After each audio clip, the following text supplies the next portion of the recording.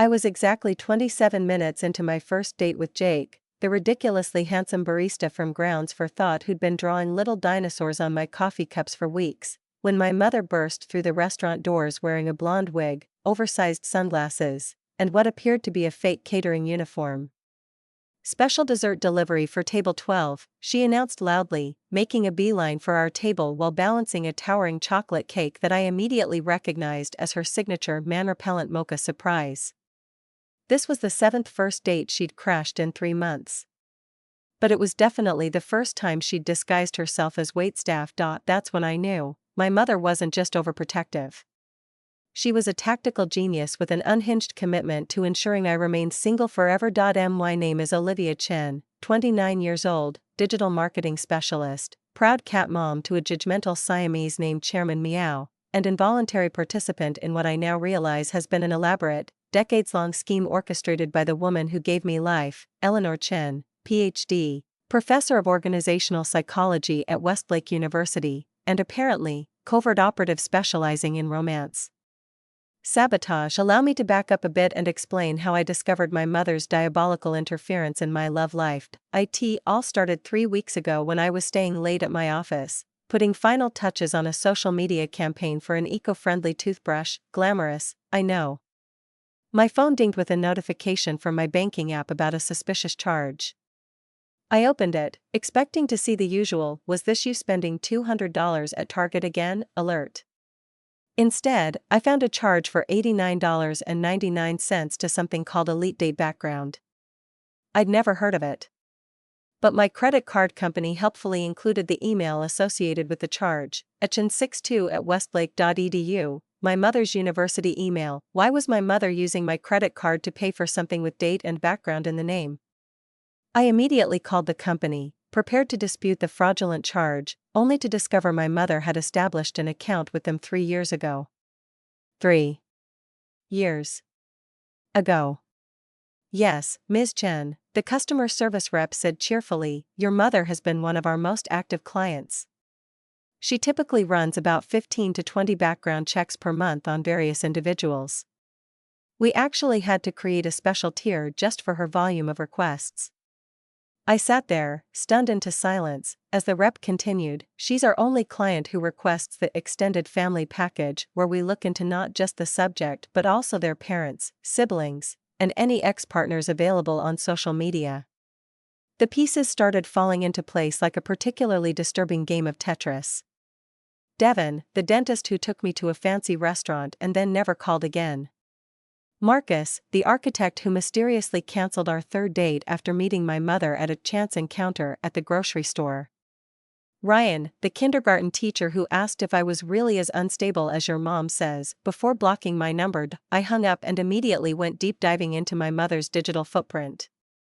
A quick search of her name plus background check led me to a blog called Maternal Guardians, Protecting Our Children in the Digital Age, where, I kid you not, my mother was a featured contributor, writing under the thinly veiled pseudonym Dr. Eleanor C. Her most recent article was titled 10 Signs Your Daughter's New Boyfriend is Secretly a Sociopath. Number 7 will shock you. The accompanying author photo showed her giving a thumbs up next to a bullet point list that included gems like he maintains eye contact too consistently and his social media lacks sufficient group photos. Worse still, I found a link to a private Facebook group she moderated called Mothers Against Daughters Dating Beneath Their Potential, with over 5,000 members. The group description read, a safe space for mothers to share strategies for gently guiding their adult daughters away from unsuitable romantic entanglements. There was nothing gentle about the tactics they discussed. I scrolled through post after post of mothers exchanging tips on everything from how to clone their daughters' dating app accounts, just borrow her phone while she's showering, to scripts for casually mentioning fictional mental health issues to potential boyfriends. I'm so glad Olivia's medication is finally working. My mother was not just a member. She was a verified expert, with a pinned post of her top 50 reconnaissance and deterrence techniques that had hundreds of comments thanking her for her service to motherhood. I felt like I was having an out-of-body experience. All these years, I'd thought I was just unlucky in love, when in reality, I'd been the unwitting subject of the world's longest-running maternal Black Ops mission. The next day was Sunday, mandatory weekly brunch with Mom. I arrived at our usual spot, Maple and Thyme, with my discovery burning a hole in my brain. Should I confront her immediately? Gather more evidence? Set a trap? Before I could decide, she swept in wearing her signature red blazer, perfectly coiffed silver-streaked hair bouncing as she air-kissed my cheeks. "Livy, darling. You look tired. Are you getting enough vitamin D? I brought you supplements." She pulled a massive bottle from her designer handbag and plunked it on the table with the authority of someone delivering state secrets. "Mom, I'm fine. I've just been busy with work." I studied her face, searching for signs of the criminal mastermind lurking behind her motherly concern. How had I never noticed the calculating gleam in her eyes? "Work, work, work. You know, Dr. Friedman's son just made partner at his law firm, and he was asking about you. Single, homeowner, no visible tattoos." She sipped her mimosa innocently. "Mom, I'm not interested in Dr. Friedman's son. I'm actually seeing someone." The lie slipped out before I could stop it, some deep-seated part of me wanting to test her reaction. Her expression didn't change, but her knuckles whitened around her glass. "Oh? Anyone I know?" "His name is Alex. He's a marine biologist." I was basically describing the character from the documentary I'd watched last night. "How fascinating," she said, her smile not quite reaching her eyes. "Where did you meet this Alex?" "At a coffee shop. We've been dating for a few weeks." I was digging myself deeper, but I couldn't stop. "In fact, he wants to meet you. Dinner at my place, this Friday?" For a split second, panic flashed across her face before she recovered. "Friday? Let me check my calendar. Oh, I have a faculty meeting that might run late." "The meeting can wait, Mom. I really want you to meet him." I leaned forward, channeling her own intensity back at her. "It's important to me." She swallowed visibly. "Well, if it's important to you, of course I'll be there." As we finished brunch, I could practically see the gears turning behind her placid expression. I had 5 days to produce a fictional marine biologist boyfriend or admit I'd been lying. Or option 3, a plan began forming in my mind: use this opportunity to catch her in the act. I left brunch and immediately called my best friend, Zoe, who picked up on the second ring. "What's the emergency?" she asked, because I normally texted unless something was on fire. "I need you to help me set a trap for my mother. I think she's been sabotaging my dating life for years." There was a pause, then Zoe replied, "So you finally figured it out, huh?" I nearly dropped my phone. "Wait, you knew? Liv, your mom once cornered me at your birthday party and offered me $200 to tell that cute architect guy you were dating that you still slept with a nightlight. Which, by the way, I didn't do because I'm an actual friend, unlike some people who took the money." She was clearly referring to our mutual friend Tyler, who I now realized had mysteriously started bringing up my deadly peanut allergy to every guy I introduced him to. "I don't have a peanut allergy. Why didn't you tell me?" I demanded, pacing outside the restaurant. "Would you have believed me? You've always had such a blind spot when it comes to your mom. Remember when she accidentally sent that glitter bomb to Brad's office?" I winced at the memory. Brad had been my college boyfriend who Mom deemed too artistic. He was a graphic designer. The glitter bomb had arrived with a card reading, "Congratulations on the herpes diagnosis." His boss had opened it. "Oh my God," I whispered as more memories surfaced. "She's been doing this my entire life." "Yep," Zoe confirmed. "So what's the plan? Are we finally getting revenge? Please say yes, because I've been waiting years for this." By Wednesday, Operation Expose Eleanor was in full swing. I had enlisted Zoe's brother Marcus to play the role of Alex the marine biologist for Friday's dinner. Marcus was an IT security specialist with a theater background and a long-standing crush on me that we both pretended didn't exist. He was perfect for the job, charming, quick-witted, and most importantly, he owned a convincing pair of boat shoes that seemed appropriate for fake marine biology. But first, I needed more concrete evidence of my mother's meddling. On Thursday morning, I accidentally texted my mother, Can't wait for you to meet Alex tomorrow. He's bringing the research photos from his shark conservation project in Hawaii. Then I waited. 3 hours later, I received a call from an unknown number. Is this Olivia Chan? Asked a man with a suspiciously formal tone. Yes, who's this? This is Dr. Harold Maxwell from the Oceanographic Institute of Hawaii. We're conducting a verification check on all recent research participants. Do you know an Alexander who participated in our shark conservation program? I nearly laughed out loud. This was amateur hour. Which Alexander would that be, Dr. Maxwell? I know several. The man paused. Alexander, the marine biologist? Who recently returned from Hawaii? Could you be more specific about his last name and appearance? I countered, enjoying myself immensely. Another pause. This would be a tall Alexander. With hair. I'm going to need to verify your credentials, Dr. Maxwell. What's your office number at the Institute? I'm calling from my cell phone. The reception at the Institute is terrible. Strange, I said, because the Oceanographic Institute of Hawaii doesn't exist. Who are you really, and did my mother pay you to make this call? The line went dead. 1 hour later, my mother texted, looking forward to meeting Alex. Should I bring anything? Does he have any food allergies I should know about? I replied, he's allergic to background checks and fake phone calls from non-existent research institutes. No response. Friday arrived. I spent the day cleaning my apartment, preparing a simple pasta dinner, and setting up inconspicuous recording devices in my living room and kitchen.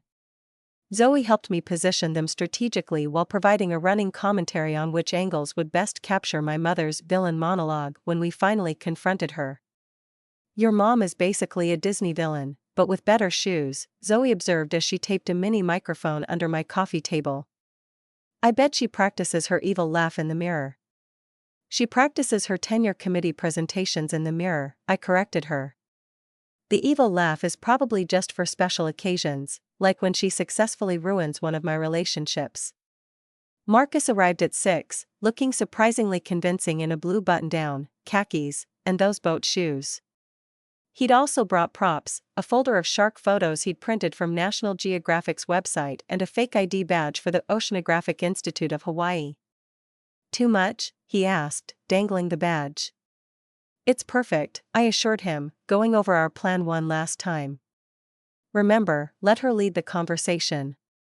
She'll try to trap you with inconsistencies about marine biology. I've been cramming ocean facts all day, he said confidently. Did you know octopuses have 3 hearts? That's actually pretty good. At exactly 7:02 p.m., my mother was pathologically punctual. The doorbell rang. I took a deep breath and opened the door to find her standing there with a bottle of wine and what appeared to be a manila folder partially sticking out of her purse.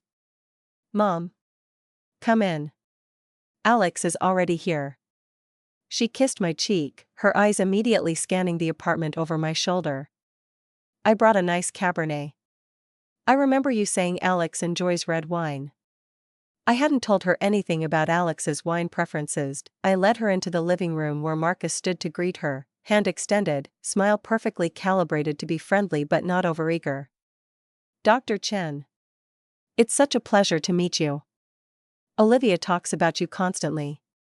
My mother's handshake was firm, her smile professionally warm as she assessed him from head to toe. All good things, I hope. And please, call me Eleanor. Of course, Eleanor. Can I help with that wine? I'd be happy to open it.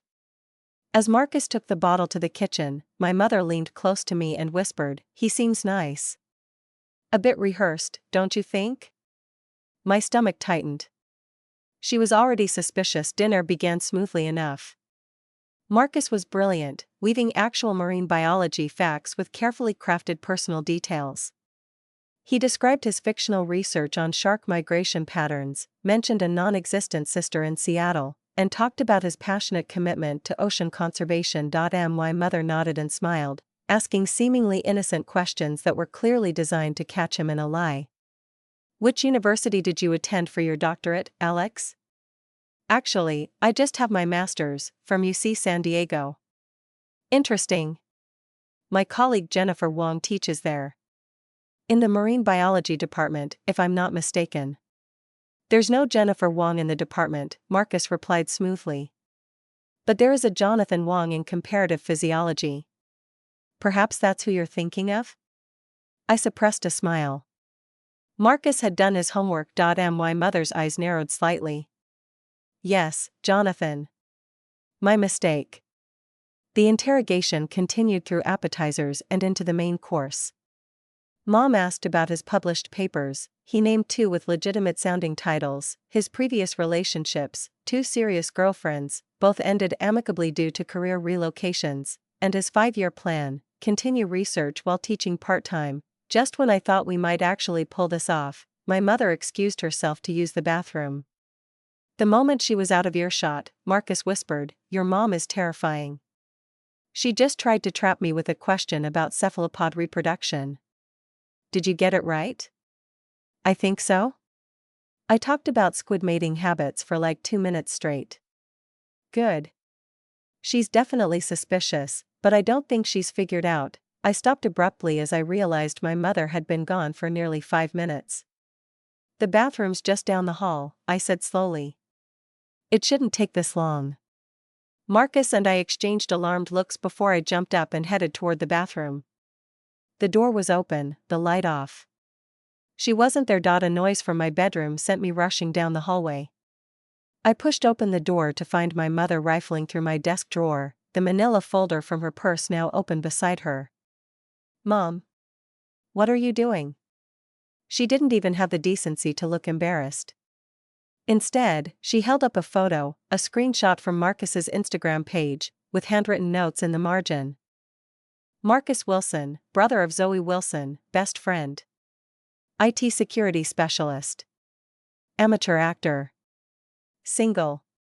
She read her own notes aloud before fixing me with a triumphant look. "Did you really think I wouldn't recognize your best friend's brother? I've met him at your birthday parties. Twice." I was stunned.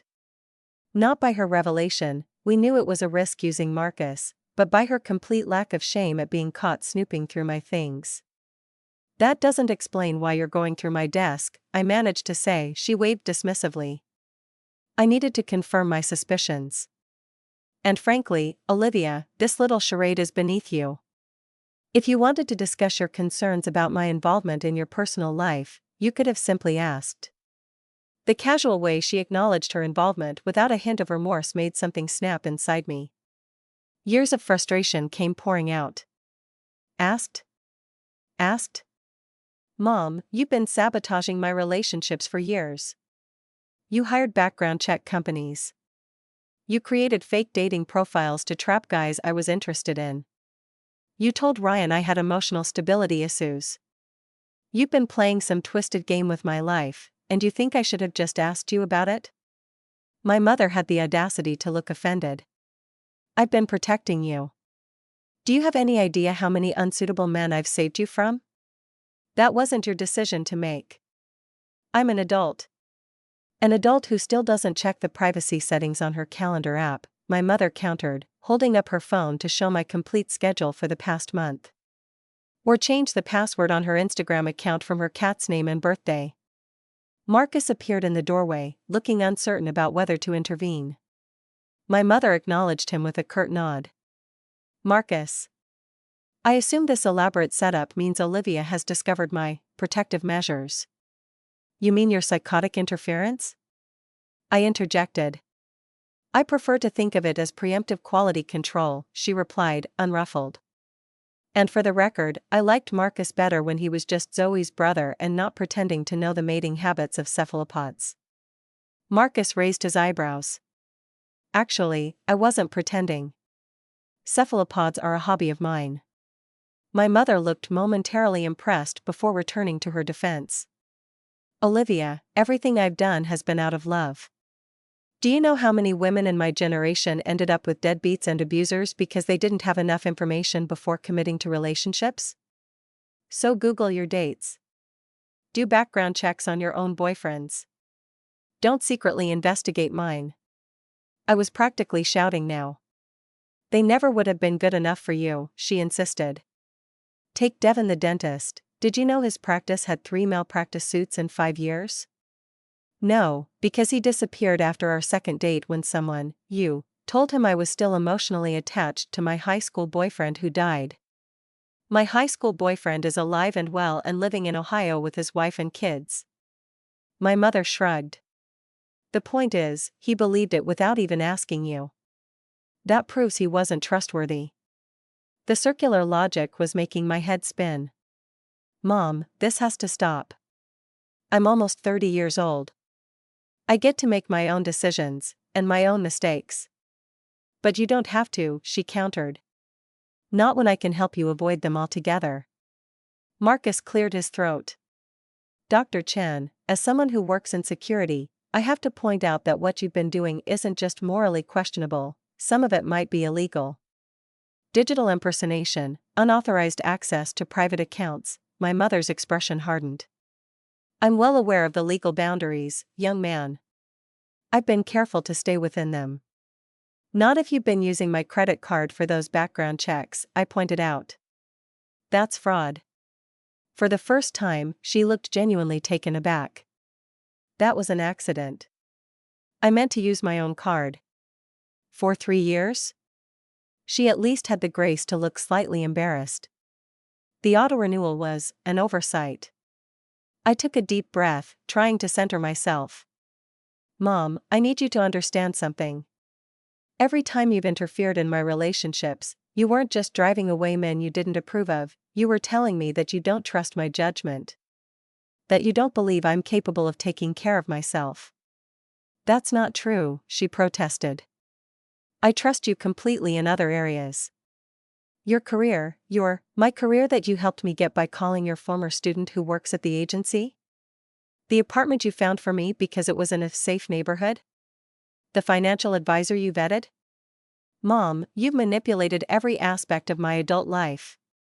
The room fell silent as my words hung in the air. My mother looked genuinely startled, as if this perspective had never occurred to her. Marcus quietly excused himself, murmuring something about giving us privacy, but I gestured for him to stay. I wanted a witness for whatever came next. My mother sank down onto the edge of my bed, suddenly looking much older than her 62 years.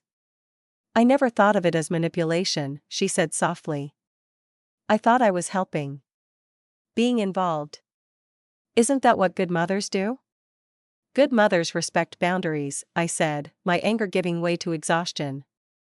They let their children make their own choices, even when those choices might lead to pain. She was quiet for a long moment, absently straightening the edge of my comforter. After your father left, she finally said, I promised myself you would never feel that kind of abandonment. That I would make sure you only had trustworthy people in your life. My father had left when I was 12, running off with his much younger assistant in what became neighborhood legend as the scandal of 2006. He now lived in Arizona with his third wife and rarely called. Mom, you can't control who hurts me. That's not how life works. I know that, she snapped, then immediately softened. Intellectually, I know that. But emotionally. She trailed off, shaking her head. For the first time, I saw my mother's behavior for what it truly was, not just control, but fear. Fear disguised as love, channeled into constant vigilance. My mother, the psychology professor, was a textbook case of anxiety projection. I need you to stop, I said firmly. No more background checks. No more fake profiles. No more accidental meetings with men I date. No more anything. I'm changing all my passwords, and I'm blocking you from my accounts. Not because I don't want you in my life, but because we need healthier boundaries. She looked up, alarm crossing her features. You're cutting me off? No, I'm establishing boundaries. We'll still have brunch on Sundays. I'll still call you during the week. But my romantic life is off limits unless I specifically ask for your input. And if I see red flags, she asked, clearly struggling with the concept. You can ask me one question about it. One. And then you have to trust me to figure it out on my own. Marcus, who had been silent during this exchange, spoke up. Dr. Chen, as someone who works in digital security, I'd be happy to help Olivia set up better privacy protections. And, he added with surprising boldness, I could show you some more appropriate ways to vet people you meet online, for your own dating life. My mother looked startled. My dating life? Don't you think it's time? I asked gently. Dad has been gone for 17 years. She smoothed her already perfect hair, a nervous gesture I'd seen countless times. I've been on dates. They just haven't been successful. Because you're too busy investigating my boyfriends to focus on your own love life? I suggested. A reluctant smile tugged at her lips. Perhaps there's some truth to that. Over the next hour, as we moved back to the dining table and finished the now cold dinner, a new understanding began to form between us. My mother agreed, with obvious reluctance, to delete her surveillance apps and stop her protective measures. In return, I promised to actually listen if she ever had legitimate concerns about someone I was dating. Just to be clear, she said as she prepared to leave, I don't actually apologize for most of what I did. Devin really did have those malpractice suits. I rolled my eyes. Goodbye, Mom. After she left, Marcus stayed to help clean up. That was intense, he commented, loading dishes into the dishwasher. Is your relationship with your mom always like psychological warfare? Pretty much, I admitted. Though tonight was special. We usually stick to passive-aggressive comments about my career choices and subtle hints about my biological clock. He laughed. For what it's worth, I think she actually likes me. She kept dropping hints about my cephalopod knowledge being impressive for someone in IT. Don't get too excited. She probably has a file on you already. Oh, definitely. She called me by my middle name at one point, which isn't on any of my social media. We both laughed, the tension of the evening finally breaking. So, Marcus said casually, now that I'm no longer your fake marine biologist boyfriend, would you maybe want to get coffee sometime? As, you know, yourself and myself? I pretended to consider it. I don't know. What would my mother think?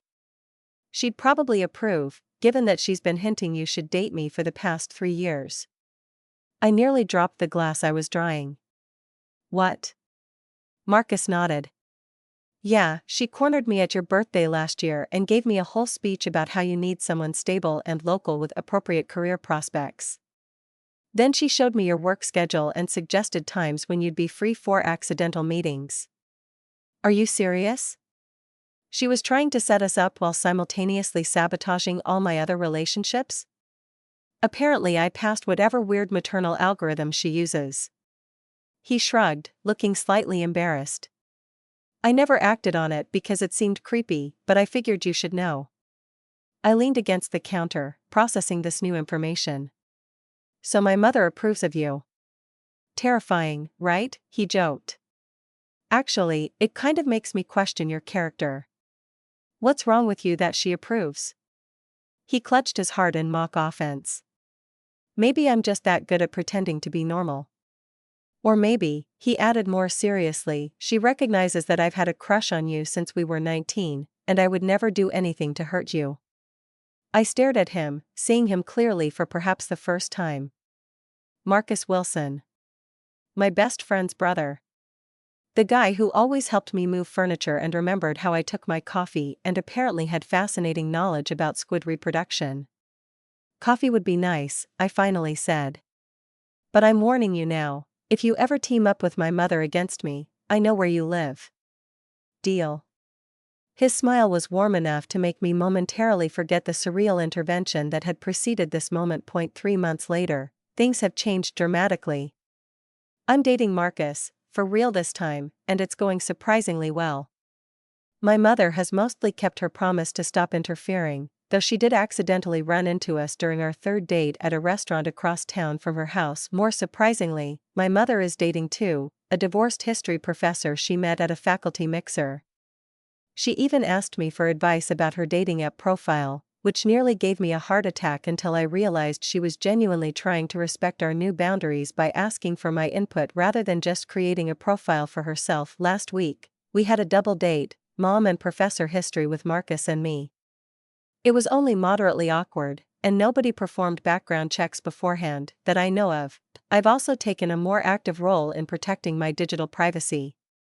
Marcus helped me secure all my accounts with proper passwords, not just variations of Chairman Meow 2015, and I've become borderline paranoid about location sharing and app permissions. Yesterday, my mother sent me a text that read, "That new barista at your coffee shop has 3 outstanding parking tickets and a questionable Twitter history from 2016. Just FYI." I replied, "Mom. Boundaries." 3 dots appeared, disappeared, then reappeared. Finally, fine. But he's not good enough for you anyway. Marcus is much better. See you on Sunday for brunch? I'm bringing Daniel. Progress, I suppose. One meddling intervention at a time. Do I still check my phone for hidden tracking apps? Yes. Do I sometimes wonder if my mother has secret cameras in my apartment? Also yes.